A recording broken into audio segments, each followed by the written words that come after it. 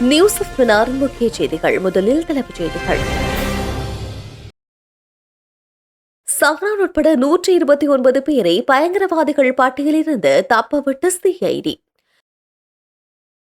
சுரேசாலை விவகாரம் தம்மையும் இணைத்து சாட்சியம் அளிக்க அனுமதி கோரி கர்தினால் மெல்கம் ரஞ்சித் ஆண்டகை மனு தாக்கல். உயிரிழந்த ஐஜிபி விக்ரமரத்னவின் வாக்குமூலத்தால் சாலேவுக்கு நெருக்கடி.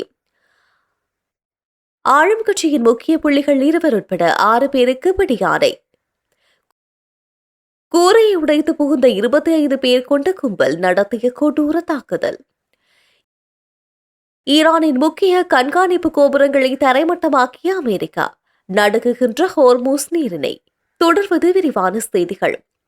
உயிர்த்த ஞாயிறு குண்டுவெடிப்புகளின் பிரதான சூத்திரதாரியான சஹ்ராம் ஹாசிம் உட்பட IAS பயங்கரவாதிகள் கருத்திகளால் ஈர்க்கப்பட்ட 129 நபர்களின் விரிவான பட்டியலை தாக்குதலுக்கு 3 மாதங்களுக்கு முன்னரே அரசு புலனாய்வு சேவை சமர்ப்பித்திருந்தும் அன்றைய குற்றப்புலனாய்வு திணைக்களத்தின் சிரேஷ்ட அதிகாரிகள் அதனை அலட்சியப்படுத்தி நடவடிக்கை எடுக்க தவறிவிட்டதாக மேல்முறையீட்டு நீதிமன்றத்தில் திடுக்கிடும் தகவல் வெளிப்படுத்தப்பட்டுள்ளது. பயங்கரவாத தடுப்புச் சட்டத்தின் கீழ் தான் கைது செய்யப்படுவதை தடுத்து நிறுத்த கோரி அரசு புலனாய்வு சேவையின் முன்னாள் தலைவர் மேஜர் ஜெனரல் சுரேசாலை தாக்கல் செய்த ரிட் மனு மீதான விசாரணை நேற்று மேல்முறையீட்டு நீதிமன்றத்தில் எடுத்துக் கொள்ளப்பட்ட போதே இந்த சமர்ப்பிப்புகள் முன்னெடுக்கப்பட்டன. மனுதாரர் சார்பில் முன்னிலையான ஜனாதிபதி சட்டத்தந்தை சஞ்சீவ ஜெயவர்தன மற்றும் ஜனகடி சில்வா ஜனாதிபதி ஆணைக்குழுவின் அறிக்கைகளை மேற்கோள் காட்டி சிஐடியின் பாரிய உளவுத்துறை தோல்வியை நீதிமன்றத்தில் விவரித்தார். சஹ்ரான் மற்றும் அவரது ஆதரவாளர்களின் தீவிரவாத நடவடிக்கைகள் குறித்து 2017 முதல் தாக்குதல் நடக்கும் வரை 97 புலனாய்வு அறிக்கைகளை SIS காவல்துறை அதிபருக்கும் சிஐடிக்கும் அனுப்பியிருந்தது. மாமனல்ல புத்தர் சிலை உடைப்பு மற்றும் வனாதவிலவின் வெடிபொருள் மீட்பு ஆகியவை மூலம் சஹ்ரானின் குழுவினர் அடையாளம் காணப்பட்டிருந்தும் இந்தியாவின் ரோ அமைப்பு 2019 ஏப்ரல் 4 அன்று வழங்கிய இறுதி எச்சரிக்கை கடிதம் கூட அதிகாரிகளின் அலட்சியத்தால் ஏப்ரல் 22 அன்று சிஐடி பணியாளர்களை சென்றடைந்துள்ளது என்றும் குற்றம் சாட்டப்பட்டது.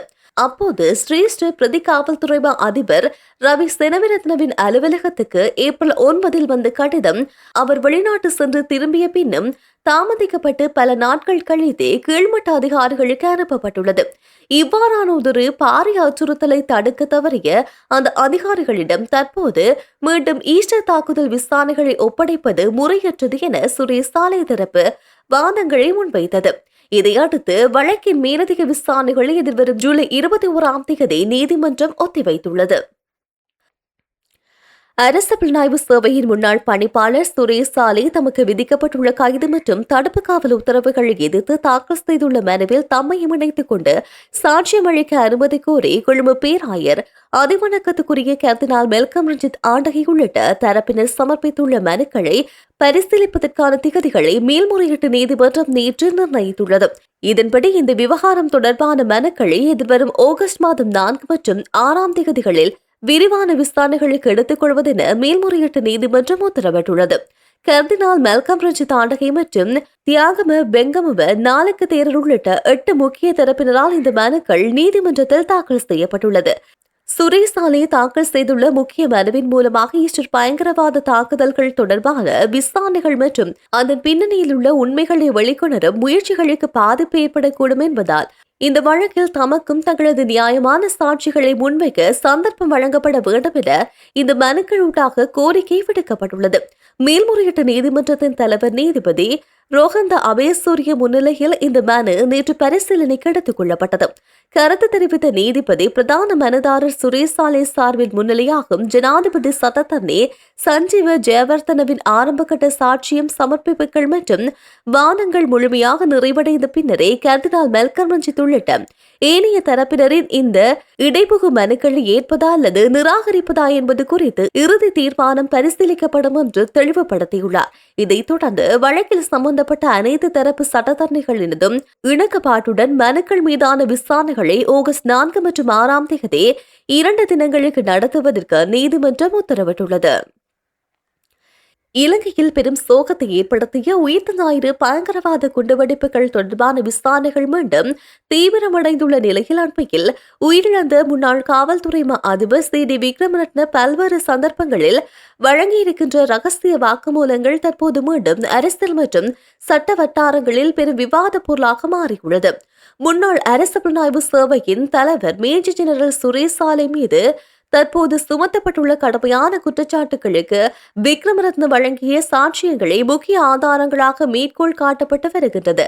சட்ட வல்லுநர்களின் கூற்றின்படி சி.டி. விக்ரமரத்ன இந்த கொடூர வழக்கில் ஒருபோதும் சந்தேக நபராக கருதப்படவில்லை என்றும் மாறாக விசாரணையை அடுத்த கட்டத்துக்கு நகர்த்திய முதன்மை சாட்சியாகவே விளங்கியுள்ளார் என்றும் சுட்டிக்காட்டப்படுகின்றது.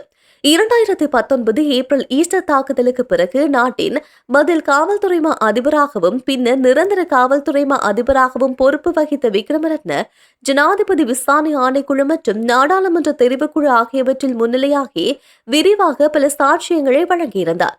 தாக்குதலுக்கு முன்னதாக வெளிநாட்டு புலனாய்வு அமைப்புகளிடமிருந்து பெறப்பட்ட துல்லியமான எச்சரிக்கை தகவல்கள் காவல்துறையிடம் உயர்மட்ட அதிகாரிகளிடையே முறையாக பகிர்ந்து கொள்ளப்படவில்லை என்பதையும் பாதுகாப்பு ஒருங்கிணைப்பில் நிலவிய பாரிய தோல்வியையும் அவர் அம்பலப்படுத்தியிருந்தார். குற்றப்புலனாய்வு திணைக்களம் நீதிமன்றத்தில் சமர்ப்பித்த சமீபத்திய விசேட அறிக்கையின்படி அப்போதைய எஸ்ஐஎஸ் தலைவராக இருந்த சுரேஷ் சாலை தேசிய பாதுகாப்பு சபை கூட்டங்களை பயன்படுத்தி ஈஸ்டர் தாக்குதல் விசாரணைகளின் திசையை வேண்டுமென்றே மாற்ற முயன்றதாக விக்ரமரத்ன மற்றும் முன்னாள் சிஐடி பணிப்பாளர் நிசந்த டி சொய்சா ஆகியோர் வாக்குமூலம் அளித்துள்ளனர். அத்துடன் பாதுகாப்பு அமைப்புகளின் உயர்மட்டத்தில் சில முக்கிய புலனாய்வு தகவல்கள் காவல்துறை அதிபருக்கு கூட தெரியாமல் மூடிமறைக்கப்பட்டதாக எழுந்துள்ள குற்றச்சாட்டுகள் இந்த வழக்கின் விசாரணையில் மேலும் பரபரப்பை ஏற்படுத்தியுள்ளது.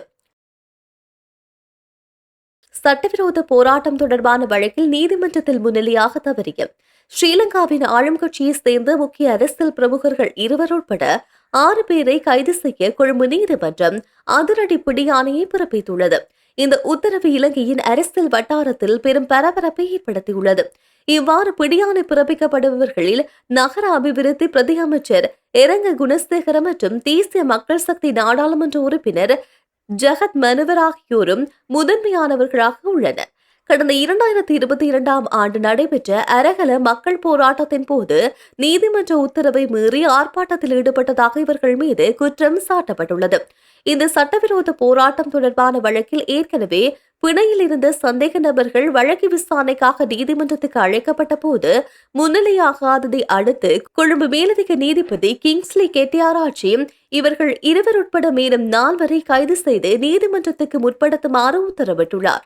பிரதி அமைச்சர் எரங்க குணசேகர மற்றும் நாடாளுமன்ற உறுப்பினர் ஜெகத் மனுவர் ஆகியோருடன் சேர்த்து ரொஷான் அலி, டானிஸ் அலி, அமில் சலீத், உதயங்க குமார மற்றும் கொஸ்வத்தகே மகாநாயக்க தேரர் ஆகியோருக்கு எதிராக இந்த பிடியாணை பிறப்பிக்கப்பட்டுள்ளது.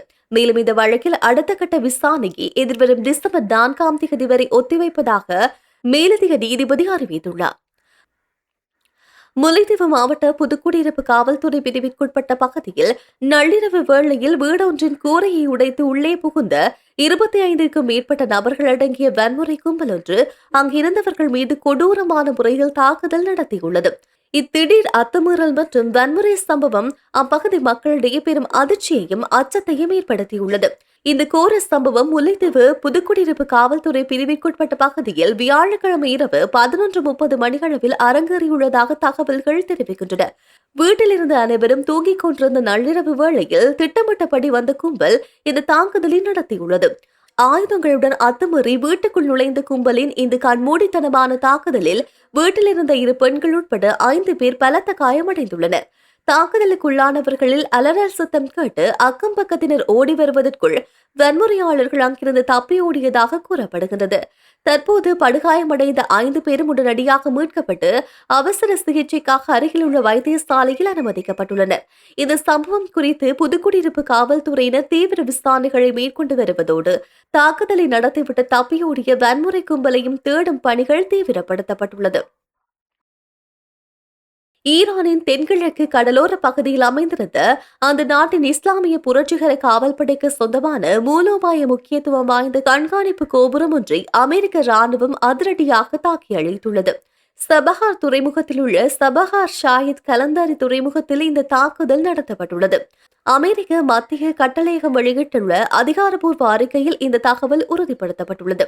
மத்திய கிழக்கு பிராந்தியத்தில் பதற்றம் உச்சத்தை எட்டியுள்ள நிலையில் கடந்த வியாழக்கிழமை இந்த தாக்குதல் நிகழ்த்தப்பட்டுள்ளது. ஓமான் வளைகுடா கடலோர பகுதியில் வணிக கப்பலை கண்காணிப்பதற்காக ஈரான் பல தசாப்தங்களாக பயன்படுத்தி வந்த கடல்சார் கண்காணிப்பு வலையமைப்பின் ஒரு பகுதியாக இந்த கோபுரம் செயல்பட்டு வந்ததாக அமெரிக்கா தெரிவித்துள்ளது. அமெரிக்க படைகளின் இந்த தாக்குதல் ஈரானின் ராணுவ கட்டமைப்புக்கு பலத்த அடியை கொடுத்துள்ளது. சர்வதேச அளவில் முக்கியத்துவம் வாய்ந்த ஹோர்முஸ் நீர்நிலையில் பயணிக்கும் வணிக கப்பலை கண்காணிப்பதற்காக அவற்றை குறிவைத்து தாக்குதல் நடத்துவதற்கும் இஸ்லாமிய புரட்சிகர காவல்படைக்கு இருந்த திறன் இந்த நடவடிக்கை மூலமாக பெருமளவு பலவீனமடையும் என்று அமெரிக்க மத்திய கட்டளையகம் குறிப்பிட்டுள்ளது. மேலும் அப்பாவி பொதுமக்கள் பயணிக்கும் கப்பல்களின் ஊழியர்கள் மீது ஈரான் ஒருங்கிணைக்கும் திட்டமிட்ட தாக்குதலை இது நேரடியாக தடுக்கும் என்றும் அமெரிக்கா வாதிடுகின்றது. இத்துடன் நியூஸ் ஆஃப் மன்னாரின் முக்கிய செய்திகள் நிறைவடைந்தது.